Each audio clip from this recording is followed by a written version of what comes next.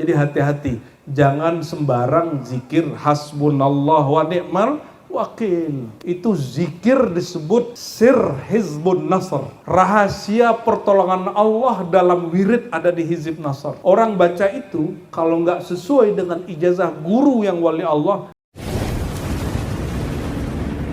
syukur ini tidak sempurna kecuali kita berterima kasih kepada baginda Nabi Muhammad sallallahu alaihi wasallam. Saya bertanya di semua provinsi yang kita kunjungi, Bapak Ibu, kalau nggak ada Rasulullah, nggak lahir Rasulullah, kenal sholatkah? Kalau kita tidak dapat hadiah kelahiran sang Nabi, adakah masjid? Adakah haji umroh? Adakah hijab, jilbab? Ada nggak? Nggak ada. Jadi kalau orang tanya mana dalil bermaulid, nggak usah banyak-banyak. Kamu kenalkah Rasulullah? Kamu cintakah Rasulullah? Kamu berterima kasihkah kepada Rasulullah Sallallahu Alaihi Wasallam? Satu kali saya diundang hari lahir kota, tapi bukan Tangsel. Tangsel pernah juga. Jika kota baru berumur habis pemekaran 10 tahun dimaulidkan, disebut hari lahir kota ABCD. Rasulullah SAW mengatakan, Ana Madinatul Ilmi. Aku adalah kota ilmu. Jadi kalau orang nanya, ini dalil-dalil gampang nih, dalil bodoh-bodoh aja. Jika kota ente, kota kamu diulang tahunkan, masa kota ilmu tidak ulang tahun? Ulang tahun itu menyerupai Yahudi dan Nasrani. Ya salam. Orang Yahudi juga ada yang pakai jilbab, pakai hijab, bukan berarti ibu-ibu ini ngikutin Yahudi Nasrani.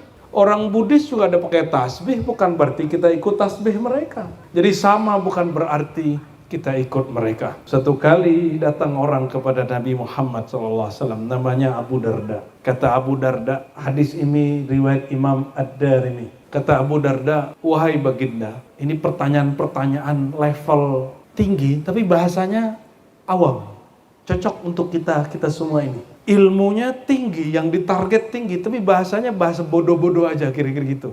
Bahasa polos. Apa kata Sayyidina Abu Darda yang disebut orang bijaksana di kalangan sahabat? Tadinya orang paling polos. Apa kata beliau? Ya Rasulullah, wahai baginda, mata tadri annaka nabiyyun. Kapan engkau sadar engkau ini nabi? Kira-kira nih, nabi diangkat umur berapa? Umur berapa? 40? Waduh, sesatnya orang buarannya. Selamat sesat. Masih pakai riwayat begitu, padahal riwayatnya nggak begitu. Wa bu'itsa fil arba'in. Nabi itu dibangkitkan, diutus. Bu'itsa itu risalatan, sebagai rasul, bertugasnya umur 40. Kalau itu Abu Darda faham. Abu Darda nggak nanya itu. Abu Darda nanya, wahai baginda, engkau kan pernah mengatakan kuntu awalan nabiyyina fil khalq. Aku adalah nabi pertama, belum ada Adam aku sudah nabi. Kapan engkau sadar? Apa jawaban Nabi Muhammad SAW? Jawabannya sangat sederhana sekali. Nabi berkalab begini, wahai Abu Darda, waktu kami main-main di Bani Sa'ad. Bani Sa'ad itu sekarang masuk wilayah kota Mekah. Kampung ibu susu beliau bernama Sayyidah Halimah As-Sa'diyah. Sa'diyah berarti Bani Sa'ad, klan suku Sa'ad. Lagi main-main, tiba-tiba lagi main anak-anak, ada yang turun dari atas. Bukan pesawat, dulu belum ada pesawat. Bukan layang-layang, dulu nggak ada main layang-layang begitu Rasulullah SAW. Apa yang turun? Dua makhluk, wajahnya seperti manusia tapi bersayap. Pakaiannya putih, berserban, rambutnya sangat hitam. Turun, gitu, langsung di hadapan Nabi Muhammad kecil dan saudara susunya, anak daripada Halimah Sa'diyah. Apa kata orang ini? Yang pertama, orang bersayap ini. Emang dia? Kata yang satu lagi, gitu doang. Pergi lagi. Besok mereka main lagi di situ. Turun lagi nih dua makhluk. Kata yang satu lagi, emang dia? Yang satu lagi mengatakan apa? Betul, emang dia nih orangnya. Tapi belum paham ini.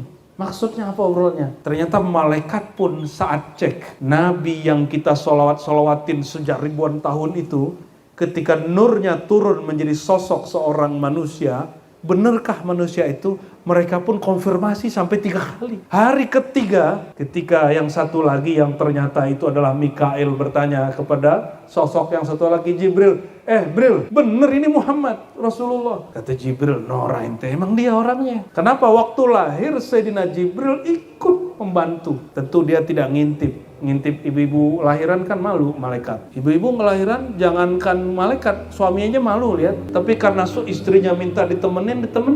Nggak tega ngeliatnya. Sayyidina Jibril mengatakan, wahai Mikail, emang ini orang yang dulu aku temenin, yang ibunya aku datangin dan aku katakan, wahai Aminah, jika nanti kamu melahirkan anak, kasih nama dia Muhammad. Itu Sayyidina Jibril yang mengatakan. Nur yang ada di tubuhnya, itu nur yang aku lihat di perut, di rahim Sayyidah Aminah. Ibu-ibu yang pernah hamil, mohon maaf yang belum hamil jangan sedih, belum rezeki. Yang pernah hamil, pernah didatangin malaikat Jibril nggak? Atau Mas Jibril? Atau Brobril? Enggak pernah Bu. Kira-kira iman ibu ini, nur rahasia keimanan ibu ini dibandingkan Aminah yang jumpa Sayyidina Jibril, yang disapa oleh Jibril, kira-kira lebih tinggian mana nurnya? Iman siapa yang lebih tinggi kira-kira? Aminah, ibunda Rasulullah SAW. Ada di sini ibu-ibu yang mimpi ketemu Jibril, ada nggak? Nggak usah jumpa, mimpi ada nggak? Nggak ada, paling mimpinya mimpi apa? Mimpi aktris atau aktor ya. Pernah mimpi cowok selain suaminya nggak? Sering, ente bahaya ini. Allahumma sholli ala Sayyidina Muhammad. Kalau mimpi mau gimana lagi? Kan nggak bisa dihukumi.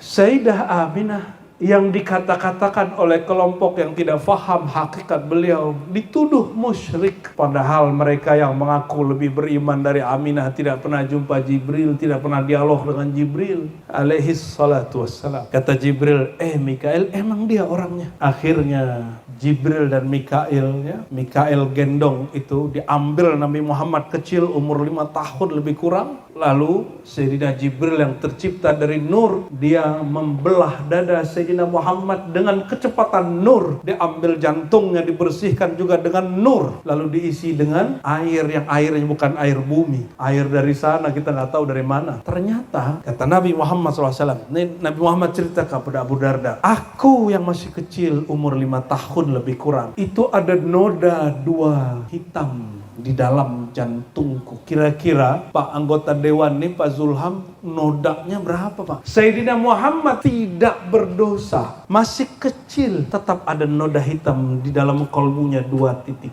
Bayangkan. Yang dulu semua para nabi 124.000 dikurangin 1 Nabi Muhammad SAW, tidak dilakukan pembersihan jantung itu. Itulah sebabnya kenapa Nabi Adam kemudian terpedaya juga oleh secara zahir nih ya. Menurut Bapak Ibu ini mungkin nggak Nabi Adam kalah sama setan? Nabi kalah sama setan mungkin nggak? Kalau cerita ustadz-ustadz kan kebanyakan gitu, Nabi Adam terpedaya. Ayatnya memang begitu. Fa'azallahuma syaitan. Syaitan menggelincirkan Hawa dan suaminya Adam. Itu kan zahirnya. Tapi bukan itu. Nabi Adam itu seorang nabi, maksum, dijaga Allah, mustahil tergoda oleh syaitan. Terus apa yang terjadi pada Nabi Adam? Ternyata iblis bawa nama Allah. Fawallahi fawarabbika, demi Tuhanmu hai Adam. Karena iblis bawa nama Allah, Nabi Adam kemudian menghormati nama itu. Dia cicipilah itu buah larangan yang disebut buah khuldi oleh orang awam. Nabi Nuh 950 tahun berdakwah, capek juga. Ini mohon maaf, para ustadz nih pernah ngambek gak sama jamaahnya? Ustazah ada yang tersinggung gak sama jamaahnya? Ada ya? Kita datang berisik, tinggalnya taruh mic. Gitu kan? Ada ustadz begitu gak? Ada. Yang penting bukan aneh orangnya.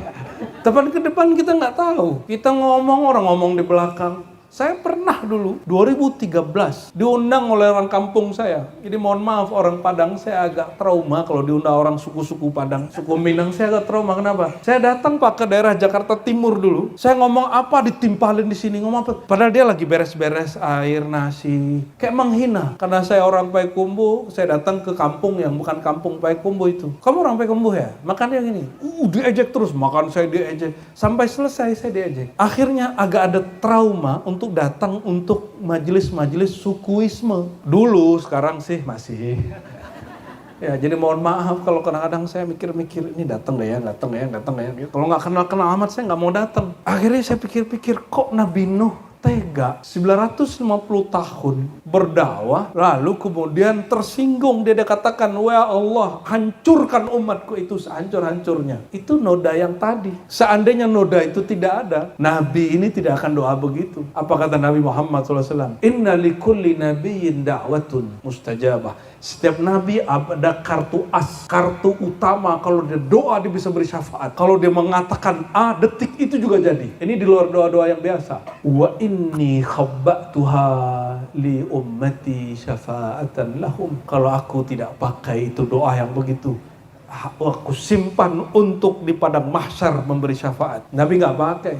Nabi Nuh nggak sabar, wajar. 900 tahun lebih berdakwah dicuekin. Saya baru 2 jam. Sekarang trauma coba. Gimana traumatiknya seorang Nabi Nuh. Dalam ilmu psikologi berat sekali itu. Bapak Ibu, ini rahasia tapi bukan rahasia lagi. Ini rahasia umum. Saya sebutkan karakter saya dulu. Saya ngajar di pesantren. Itu kalau ada santri tidur, satu lagi ngomong, saya tinggal. Kalian mau belajar apa mau tidur? Nggak jawab. Kita tinggal dan saya nggak mau ngajar lagi sampai selesai satu semester. Yang pusing wali kelasnya, yang pusing kepala madrasahnya. Begitu ego kita dulu. Aku ini dokter, ngajar di pesantren nggak dihargai, mau bocil-bocil gitu Pak. Alhamdulillah sekarang nggak begitu lagi. Alhamdulillah. Semoga ini Allah istiqomahkan, dibersihkan kolbu oleh Allah. Maka Nabi Nuh wajar. Sekelas Nabi 900 tahun. Moodnya habis, wajar. Kita baru cuma dicuekin berapa menit tersinggung. Betul kan? Ini kan wajah-wajah suka tersinggung ini ya.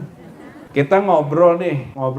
Tahu-tahu dia asik megang handphone. Gimana perasaannya? Dia dengerin aku gak sih? Gitu gak? Abis itu kita bilang, awas lu dalam hati. Makanya ente gak bisa jadi wali, pendendam. Ngambekan, masa? Wali ngambekan. Wali murid aja lah. Wali kelas paling tinggi mah. Allahumma sholli ala sayyidina Muhammad. Nabi Muhammad dibersihkan kolbunya dari itu. Makanya ketika beliau pendek cerita ini, beliau pergi hijrah ke Taif. Apa yang terjadi? Masih ingat? Disambut atau disambit? Disambit beliau. Kotoran onta dilempar. Kalau itu Nabi Nuh langsung doa, ya Allah gitu. Kalau orang buaran digituin gimana? Ya, ente ini datang ke suatu kampung ngajar, tiba-tiba disambut sama benda paling bau, paling menjijikkan. Terus datang malaikat. Bro, kamu ini lagi dizolimin sama murid-murid kurang ajar nih. Gimana kalau kita hancurkan aja kampung itu? Gimana? Jawabannya gimana? Hancurin aja. Hajar, gitu kan? Makanya ente nggak bisa jadi nabi. Tapi di Jakarta, orang Betawi ada yang jadi nabi. Namanya Ahmad Musaddiq. Namanya Ahmad juga, tapi bukan Rasulullah. Ya. Nabi keberapa itu? Nabi ke-26 ya? Sukses lah orang Betawi ya. Ntar lagi di Parung ada lagi tuh, imam apalah tuh ntar ya. Allahumma sholli wa sallim wa barik alaihi. Bayangkan, Nabi Muhammad ditawarin oleh malaikat yang bersayap 600, 300 kanan, 300 kiri. Kalau dia buka itu sayap tertutup langit dan bumi. Menawarkan bantuan ketika beliau bersedih. Apa kata Nabi? Udah Jibril. Kalau Nabi Ibrahim mengatakan hasbunallah wa ni'mal wakil, cukup Allah yang urus. Karena dia mengatakan cukup Allah yang urus, Allah urus tuh Namrud. Dikirim cukup pakai lalar masuk. Ya, masuk ke dalam otaknya, mati dia. Nabi Muhammad gak berani ngomong hasbunallah. Jadi hati-hati. Jangan sembarang zikir hasbunallah wa ni'mal wakil. Itu zikir disebut sir Hizbun Nasr. Rahasia pertolongan Allah dalam wirid ada di Hizib Nasr. Orang baca itu kalau nggak sesuai dengan ijazah guru yang wali Allah, dia nanti jadi suka menggunakan pedang bukan pada tempatnya. Li'anna dzikra silahul muridin. Karena zikir itu pedangnya para murid. Kalau pedang diasah bisa menusuk secara batiniah. Zahirnya tidak menusuk, batinnya menusuk. Sayyidina Ibrahim diganggu Namrud, dia baca hasbunallah. Cukup Allah yang urus.